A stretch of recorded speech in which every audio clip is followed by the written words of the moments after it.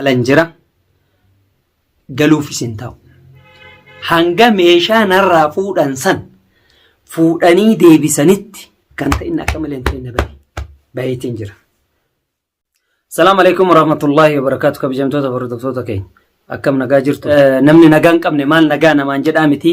Garuu nageenyi kan Rabbiitiif nagaa isiniin jedhe malee silaa akka mujrimootati akka munaafiqootati nagaa ka jechuu miti. Alhamdulillah rabbi galanne haa ga'u. Abdiif dachaas harkallee rabbiin na baasee jira. Akka hin ta'in akka malee hin ta'in baay'eetiin jira. Kana gowwaa tortora abdii jedhanii dachaas fuudhee itti na kennee na biraa deeme akka isin argitan san na godhe jechuudha. An akkas isan goone. Anis immoo sababan qaba wanni akkas isa godheef lafaa ol ka'eetii miti yookaan haloo baafachuufii miti gadoo irraa qabaatee miti yookaan waana haa godhu yookaan waana jalaa balleessitee miti akka isaa tana odoo kophaa taatee sila likkin isa hima hirreegan isa beeku xurii kottee jalaa natti hin ga'u akka isaa kun jechuudha. Nama lama ta'aniiti tooftaadhaan osoo ani niyyatiin meeshaan harkaa fuudhanii waan sanarra raawwatan malee takka takkaan osoo na dhuftee waan isii godhu natu beeka. Waan abdii godhu natu beeka. Ni beekan isaanu akka ugganii natti hin deemne nin beekanu. Nin beeka. Amma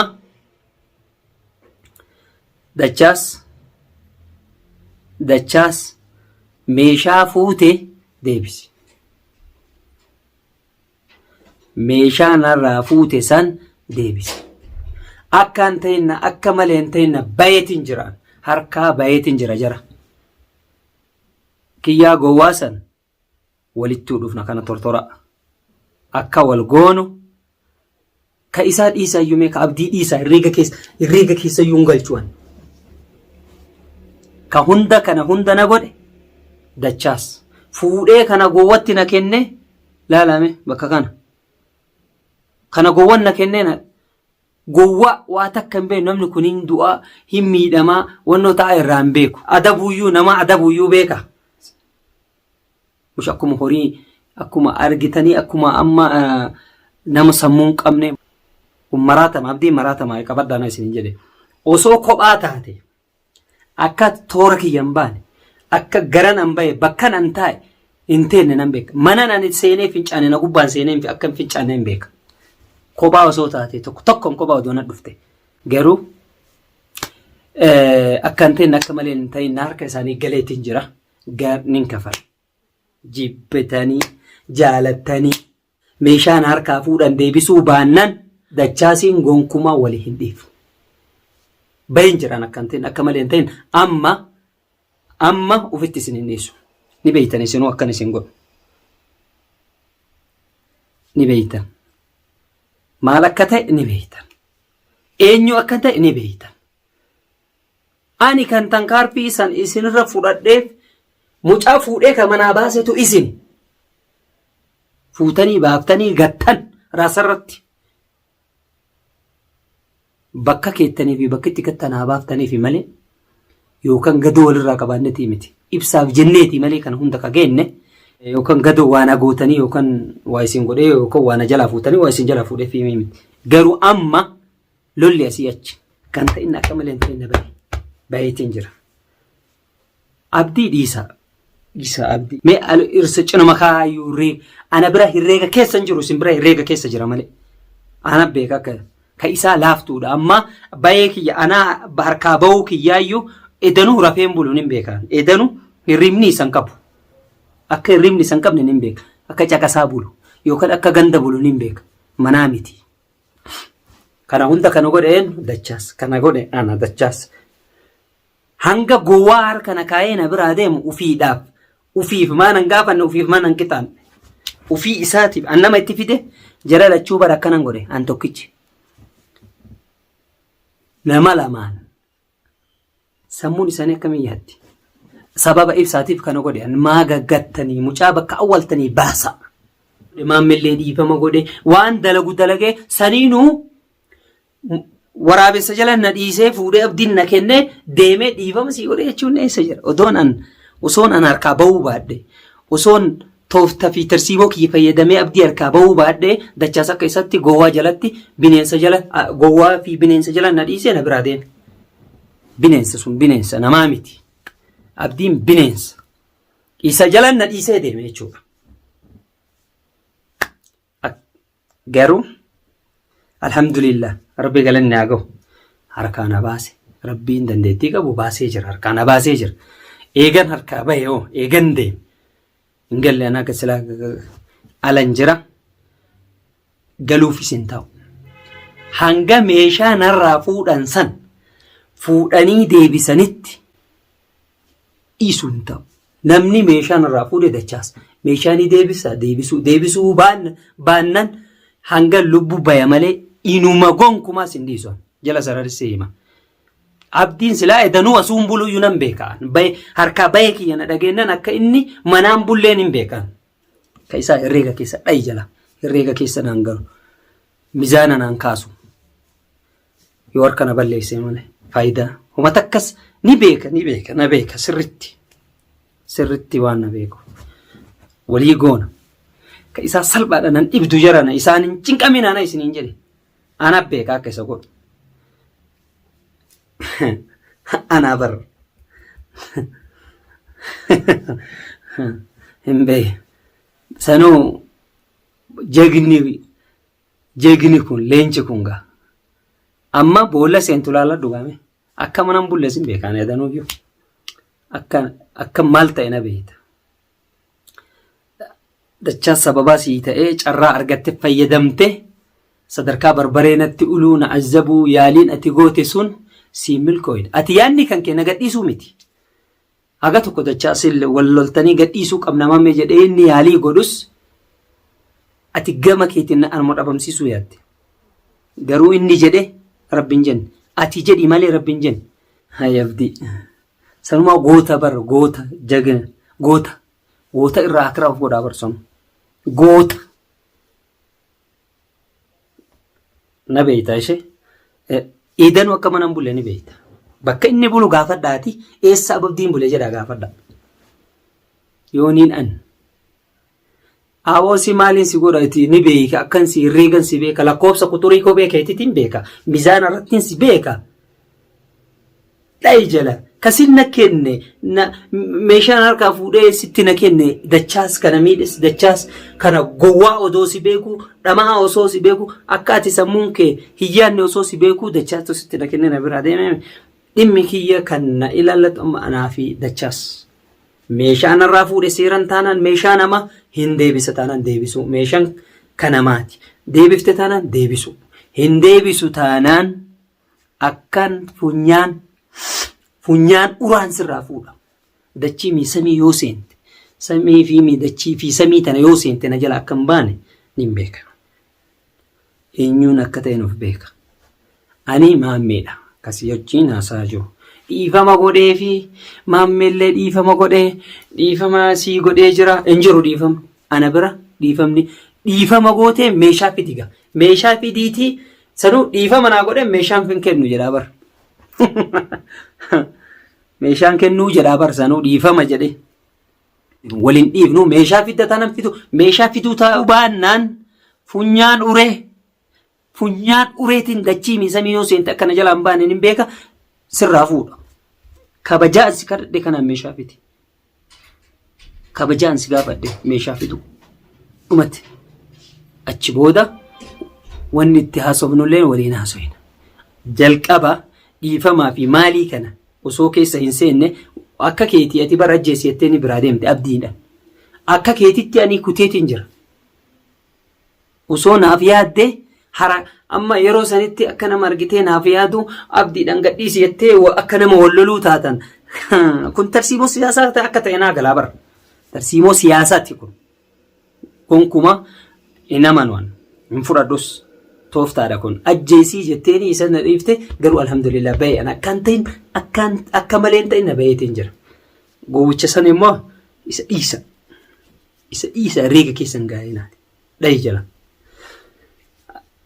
Ibsa. Ka ibsaa dhugaa qaba. Akka fedhe haasa'u. Waan fedhe haa jedhu nama miidhame nama argitee dhukkubsate waan fedhaa jedhu ka isaatii miti ka isaan hin dhimne argitanii nama ibsaa miidhullee miti nama ibsaa miidhuuf yaalullee miti sadarkaa sanirraa maalii mucayyoon akkana gootee maammaan akkana godhe sirri mucayyoon bilbilte mucayyoon ni jaalatti dhibbaan dhibbatti ijjitiisa waan beekuuf jidduu isaanii ani hin miitiifi miti isiin rakkoo isiin irraa qabdu rakkoo jarri hariiroo isaan lamaan jidduu jiru isaa fi isaaniif rabbi beeka anaa miti ka beeku jitii isaanii garuu akka isaa wajjiin hariiroo wajjiin qaban hin beeka namuma nagaa wajjiin nyaatee dhugu isaan deebitee akkana waan gootii yookaan miidhaa kan irraan geetti ani sababa matti ta'e bar sababa rabbiillee na beeka mee maalittiin isa nyaachisa mee maalirraa ijoollee tanaan akkana isa godhaan akka inni maraatu maalirraan isa taasisa maalirra na miidhe maal na godhe wajjiin nyaadhee wajjiin dhuge nama kana ammas wanni ani isaa dhaabadheef nama wajjiin nyaadhe nama wajjiin dhuge natu isarra nama kamirraayyuu itti aana jedheetiin isa barbaadu maaliif mana kanaa baaftan eega baaftan maaliif hin galchina maaliif gadhiiftan maatii kanarraa hidhaa mana kana keessa taa'uu qabaa yaada jedhutu isa ani akka kiyyatti dachaasii fi abdiin isa dhabamsiisanii natti taphachuu jiranidha wanni haa isaan himsiisuudhaafiin waan san irratti dalage himsiisuudhaaf deebi'anii egaa tooftaadhaan akka malee hin ta'in akka malee guyyaan nama qabaa guyyatu nama baasa eega rabbi harka isaanii nagalche yaaliin isaan hin godhin hin jiru narratti deebisuudhaaf waan balleessan waan dalagan gara kiyya deebisanii na hammallachiisuudhaaf yaaliin isaan hin godhin hin jiru garuu inni ni jira abbaan haqaa ni jira abbaan dhugaa ni jira dhugaa jirtu baasee jira osoon dhugaa qabaachuu baadhee gowwaa kana harka abdii harkaan ba'u ture dhama'aa kana harka ati dhamaadhaan na dhagaye gowwicha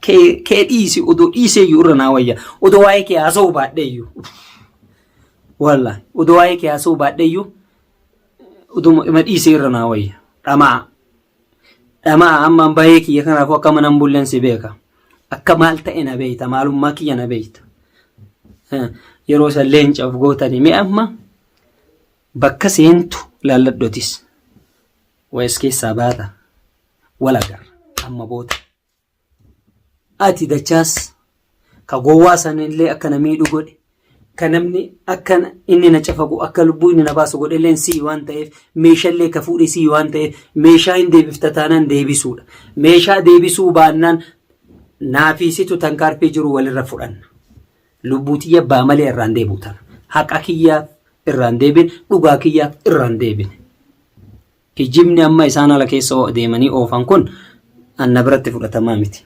ibsaa waan fedhaa jedhu ammaaf waan fedhaa jedhu gaafa dhugaa arge tasgabbaaya inni waan fedhaa jedhu amma waan fedhu naa arrabsuuyyuu fedhu naa lolu itti fakkaata sirri ani san isa miidhuuf deeme isaaf yaadee deeme san anaaf rabbi beeka gaafa dhugaan baate rabbi dhugaa ta'e na baase kayyasaa fi kayyaa fi isaa guyyaa san laallama kanaaf kabajamtoota furdoftoota daawwattoota kiyya ani wanni fedhe yoo gale itti ammas dachaasitti sima abditti sima abdii dhiisayyuu abdii alaa jambi godha dachaasima hima meeshaa fuute qofa fiti meeshaa fituu baannaan meeshaa fituu baannaan samii miidachii yoo seente dachii mi samii yoo seente na jalaa hin baatu kana ofitti himii sammuu teetana himii qophaa'ii jaayiza ta'ina gara feeteen qophiidhaan lubbuun gaafa dhalatte tuute kana beeki dachaas siifa naasa'u jira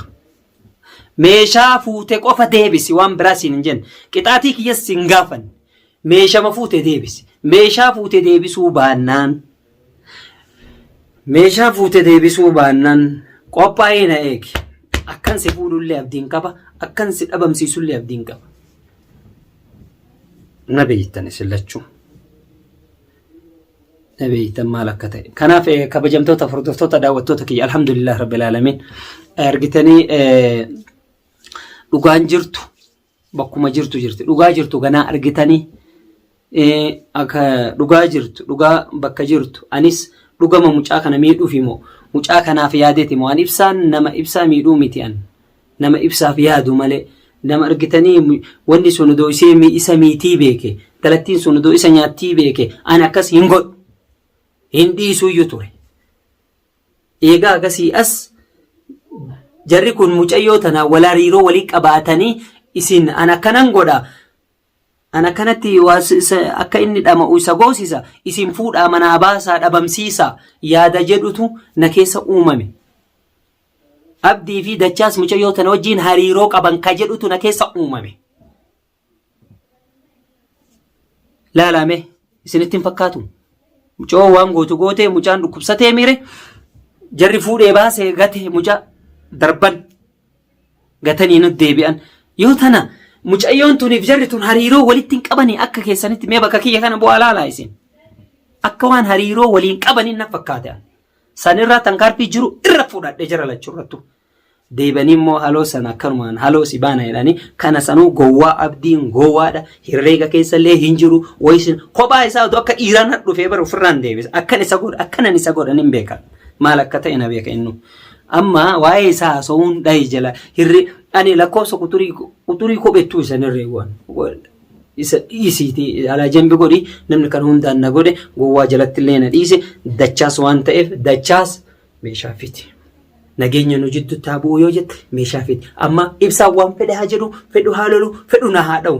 Maaliif dhugaa qaba. Haga hayti baatutti dhugaa qaba ammatti. Amma Dachaas meeshaa fidii.